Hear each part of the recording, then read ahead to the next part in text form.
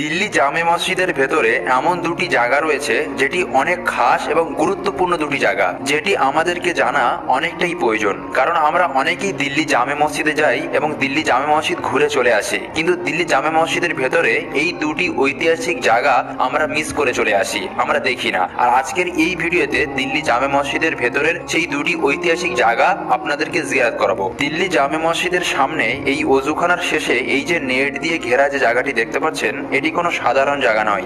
এই নেট দিয়ে ঘেরা জায়গার মধ্যে রয়েছে একটি ঐতিহাসিক পুরানো গল্প বা ইতিহাস। শোনা যায় আজ থেকে নাকি 370 বছর আগে 1656 খ্রিস্টাব্দে সুলতান শাহজাহান একদিন রাতে তিনি স্বপ্নই দেখছেন যে রাসূল পাক সাল্লাল্লাহু আলাইহি ওয়াসাল্লাম তিনি এই জামে মসজিদে আসেন এবং এই জায়গায় বসে রাসূল পাক সাল্লাল্লাহু আলাইহি ওয়াসাল্লাম তিনি ওযু করেন এবং এই মসজিদে তিনি নামাজ আদায় করেন। এবং সুলতান শাহজাহান তিনি যখন স্বপ্ন থেকে বেদার হলেন, তিনি সঙ্গে সঙ্গে নিজের ঘোড়া বার করে এই মসজিদে যখন এসে প্রবেশ করলেন, তা তিনি